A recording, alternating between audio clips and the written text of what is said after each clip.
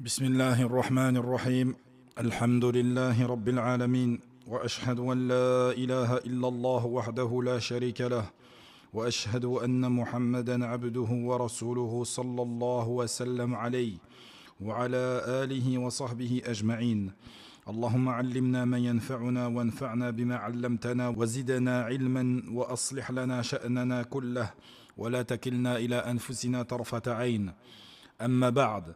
Ce cours n'est pas mentionné dans le livre, dans les détails qu'on va aborder aujourd'hui, mais on va l'intégrer dans la leçon 75, car la leçon 75 fait référence au libre arbitre, et également au fait est-ce que l'homme est dirigé ou non, selon son destin. On avait déjà parlé dans la leçon 14 du qadar, mais on n'était pas rentré dans les détails. Donc là, on va vraiment expliquer ta'rif al-qadar, ou al-qada, la définition de la prédestinée du destin, mais également on va parler de maratib al-qadar, les étapes de cette croyance en la prédestinée ou en la destinée.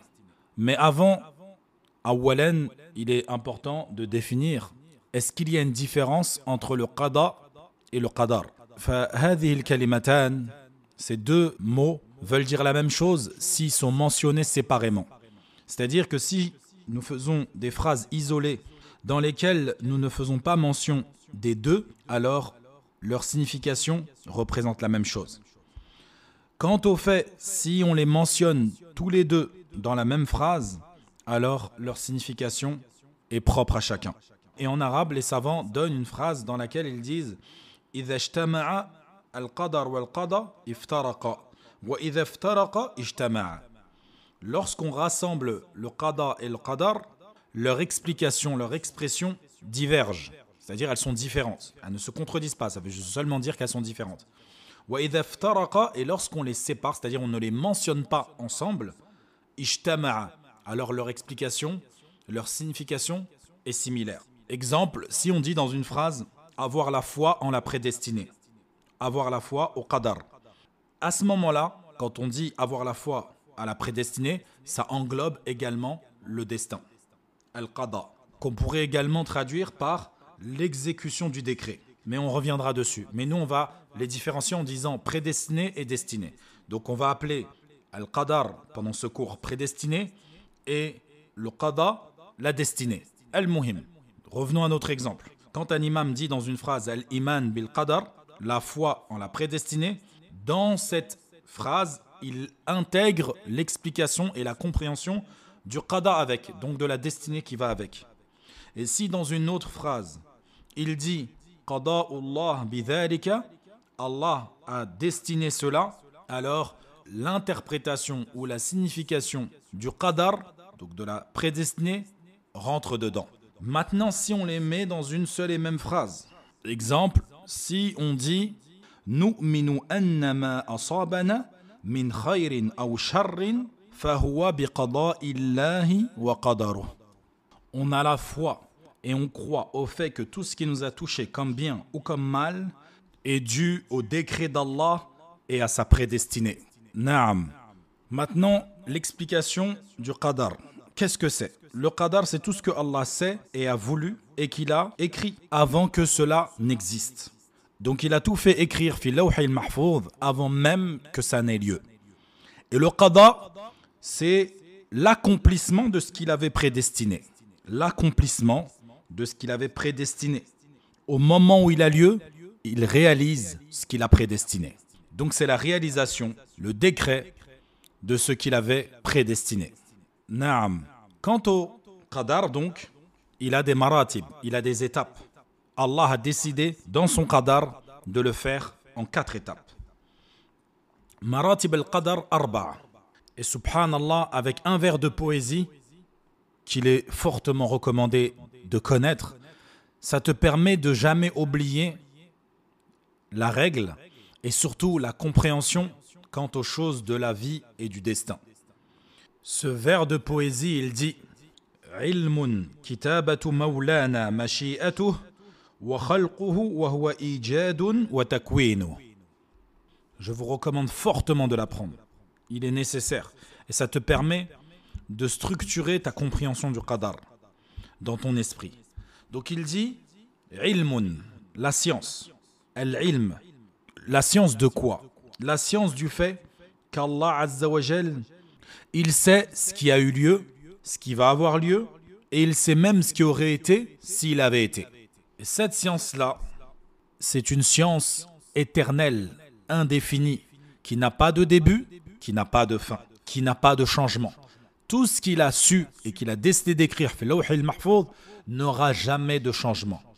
Et on reviendra plus tard également sur cette ambiguïté que justement beaucoup ont quant à savoir qu'il y a des hadiths, il y a des textes qui nous disent qu'on peut changer le destin par rapport à certaines actions que l'on fait dans cette vie d'ici-bas.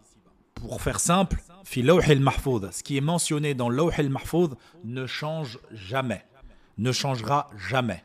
Ce que Allah a écrit dans lawh al-mahfouz ne changera en aucun cas. Peu importe ce que tu dis, peu importe ce que tu fais, ça ne changera jamais. Garde cela dans un coin de ta tête comme une règle fondamentale. Et la preuve au fait qu'Allah, il sait toutes choses avant qu'elles n'aient lieu, Allah Azza wa Jal, il dit وَأَنَّ اللَّهَ قَدْ أَحَاطَ بِكُلِّ شَيْءٍ عِلْمًا.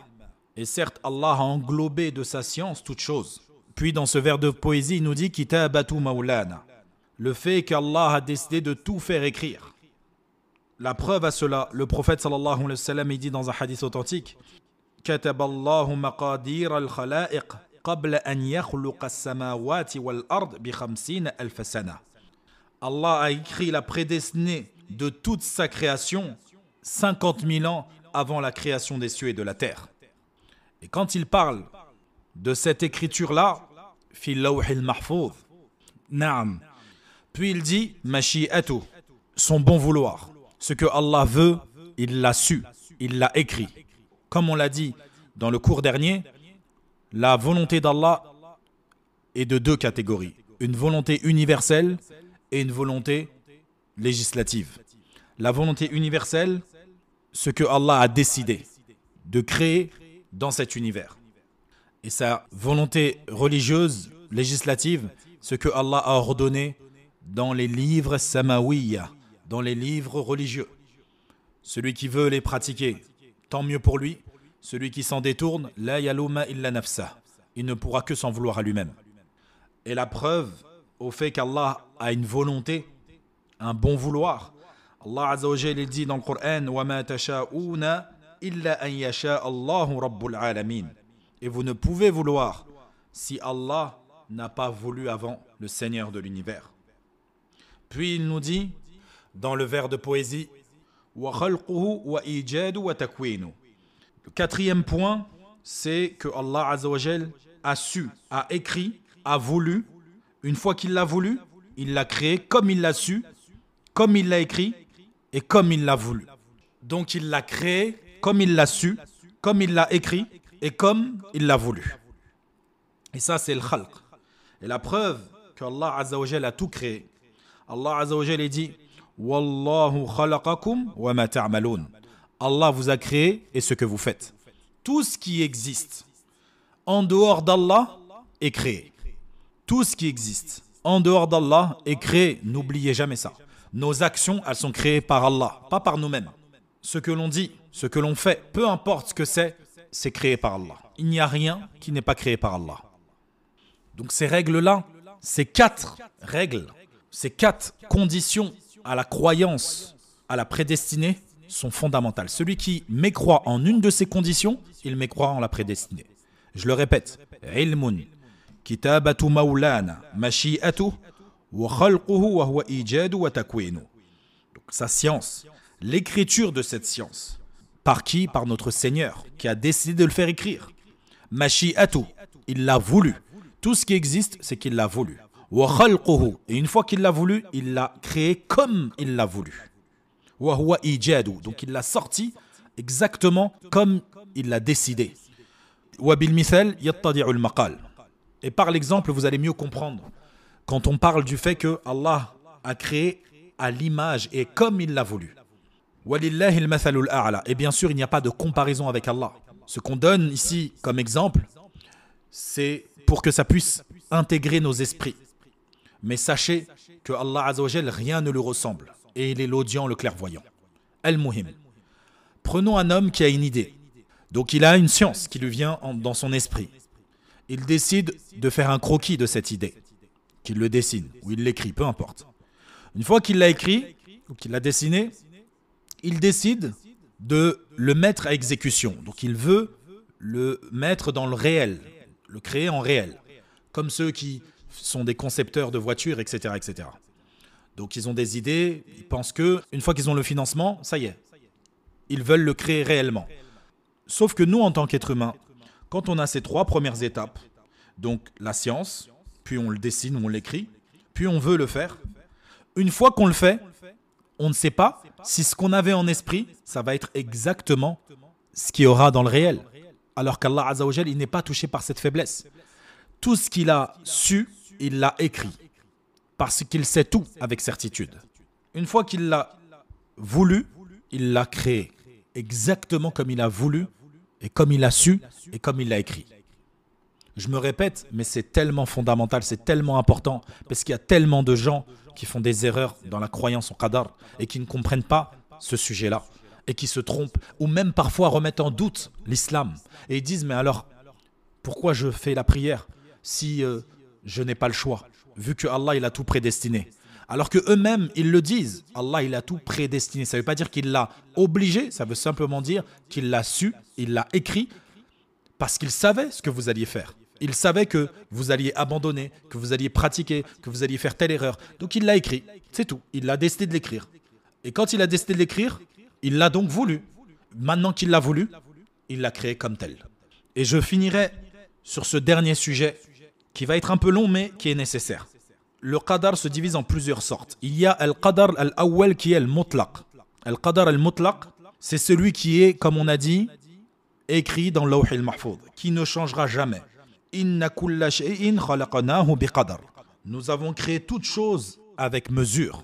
Naam. Et une chose importante, tous ces maqadir qu'on va nommer et énumérer, ils rentrent fi l'Awh al-Mahfouz. Et ils rentrent dans le sujet de l'écriture, kitabatu maulana, l'écriture d'Allah, le fait qu'Allah a décidé et écrit, toutes ces choses-là. Et également les savants, ils l'ont séparé de cette manière parce que dans la vie de la création de l'humanité, il y a certains instants où le prophète sallam nous a informé que les prédestinées, les destinées étaient écrites. Donc cette première prédestinée, elle est 50 000 ans avant la création des cieux et la terre, qu'on peut également appeler Al-Kitabatul Azaliyya. Et Allah il dit d'ailleurs wa kulla shay'in ahsaynahu fi imamin mubin. Et nous avons dénombré toutes choses dans un registre explicite qui est Lawh al-Mahfouz. Le deuxième qadar ou la deuxième partie, c'est le qadar al-umri, Al-Kitabatu fi rahim. C'est celle qui intervient lorsque tu es dans le ventre de ta mère. C'est là où un ange vient, yursalu ilayhi malak, fayunfakhu fihi ar-ruh, wa yu'maru bi arba'i kalimat, bi katbi rizqihi wa ajalihi wa amalihi wa shaqiyyun aw sa'id. Donc, cette écriture, elle intervient 160 jours après ta conception. Un ange vient et se charge de t'insuffler l'âme par ordre et décret d'Allah. Ça y est, ça a eu lieu, c'est un décret. Et on lui ordonne d'écrire combien de temps tu vas vivre, ta subsistance, tes œuvres. Et est-ce que tu feras partie des gens du paradis ou des gens de l'enfer? Et donc cette prédestinée-là, elle est propre à chacun. Et elle est prise de l'Awh al-Mahfouz. La troisième partie ou étape du qadar, qu'on appelle Al-Kitabatu fi laylatil qadr, qu'on appelle également Al-Qadaru sanawi, la prédestinée annuelle. Chacun d'entre nous a une prédestinée chaque année. Et c'est celle-ci qui change également. Et cette prédestinée, elle se remet à jour chaque année, en fonction de ce que tu fais. Il se peut qu'une année, mashallah, tabarakallah, tu sois assidu à tes prières, tarawih, etc. Donc, le qadar de l'année suivante est magnifique. Tout ce qui se passe dans ta vie est extraordinaire. Et on ne parle pas forcément d'être dans un bonheur absolu, mais même quand tu es touché par des épreuves, tu fais preuve de patience, tu fais preuve de résilience. Et lorsque tu es touché par des choses heureuses et qui te donnent de la joie, tu es reconnaissant envers Allah, tu es généreux, tu donnes des sadaqat, tu fais le bien autour de toi. Et dans cette année-là également, tu as ta prédestinée sur ceux qui t'entourent. Des gens de ta famille qui te quittent, qui meurent. D'autres qui viennent au monde. Ta subsistance, les malheurs et les biens qui te touchent. La preuve à cela, Allah Azza wa Jal, il dit, fi kitabil aziz, fiha yufraqu kullu amrin hakim, amran min indina, inna kunna mursilin. Durant cette nuit est décidé tout ordre sage. C'est là un commandement venant de nous, c'est-à-dire d'Allah. C'est nous qui envoyons les messagers. Naam. Et comme on l'a dit présentement, cette prédestinée-là, elle est prise d'où? Elle est prise du Qadar al-Azali, donc fi Lawh al-Mahfouz. Lawh al-Mahfouz, c'est la base, ça ne changera jamais. Toutes les prédestinées, qu'elles soient annuelles, umri, elles sont tirées de cette prédestinée-là. Quant à la dernière prédestinée, la dernière étape qu'on appelle al-Qadar al-Yawmi, Tasrif al-Yawmi lil-Umur. Donc, cette prédestinée-là, elle est chaque jour qu'Allah crée. Allah Azza wa Jal, il dit Kulla yawmin huwa fi sha'n. Ibn Kathir, il dit, concernant ce verset, Allah, chaque jour, est dans l'action de élever certains, de rabaisser d'autres, de donner la subsistance à certains, de enlever la vie à d'autres, ou de donner la vie à d'autres. Il en rend riches certains et d'autres pauvres. Il répond à ceux qui l'invoquent et il permet à d'autres d'être préservés d'un mal. Tout cela se fait chaque jour. Et comme il dit Qatada, radiyallahu an, min sha'nihi fi kulli yawmin amr. Yu'ti wa yamna' wa yarfa' wa yakhfid wa yuhyi wa yumit ila akhiri. Et c'est sur cette prédestinée-là où les gens ont du mal à saisir, car ils ont l'impression qu'il y a des changements. Ces changements ont bel et bien lieu, mais ils sont du décret et de la volonté d'Allah. C'est-à-dire que chaque jour, tu fais le choix de te lever au Fajr ou de ne pas te lever. Tu entends ton réveil, c'est toi qui choisis, est-ce que tu te lèves ou pas. Et la finalité, que tu te lèves ou que tu ne te lèves pas, ça c'était déjà écrit dans le Lawh al-Mahfouz. C'était déjà écrit. Mais tu ne peux t'en vouloir qu'à toi-même si tu ne te lèves pas. Naam. Et je finirai avec ce récapitulatif simple. Le premier qadar, qu'on appelle Qadar al-Azali, avant la création des cieux et de la terre, qui est enregistré fi Lawh al-Mahfouz et qui concerne tout ce qui va avoir lieu jusqu'au jour de la résurrection. Donc ça ne concerne pas toi individuellement, mais ça concerne l'humanité entière, tout ce qui existe en dehors d'Allah. Puis on a le Qadar al-Umri, qui est quant à lui le moment où l'ange vient insuffler l'âme à cet être dans le ventre de sa mère. Et c'est ta subsistance, tes œuvres, heureux, malheureux, c'est l'ange qui vient s'en occuper, par ordre et décret d'Allah.